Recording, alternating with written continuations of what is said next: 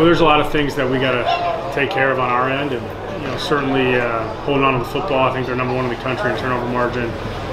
Not giving them extra possessions, not giving them short fields. Playing complementary football, doing our part.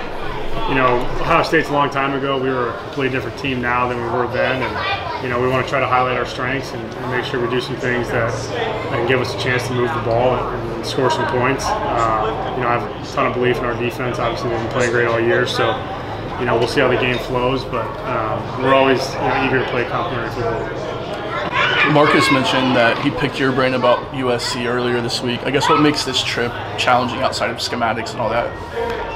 Yeah, you go across the country. It's there's a time change, and we're on a short week. We travel on Thursday, so as a staff, you have a little more urgency early in the week to make sure you got everything in line. But I think our guys get really excited about it. I don't look at it as a challenge as much as an unbelievable opportunity to go play in a rivalry that's been around for a long time, that a lot of great players have played in. To play in a venue like the LA Coliseum, it's pretty special, and our guys will feel that when they're in there.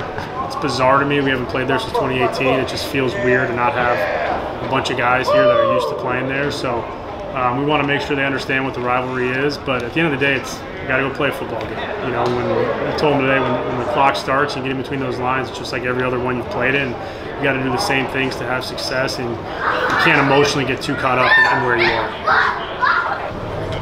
Unless you don't have any? Tommy, you mentioned the turnovers.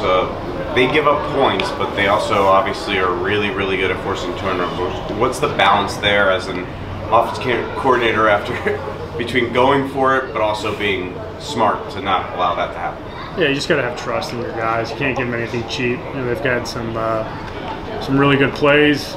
Some bad decisions on the other team's end.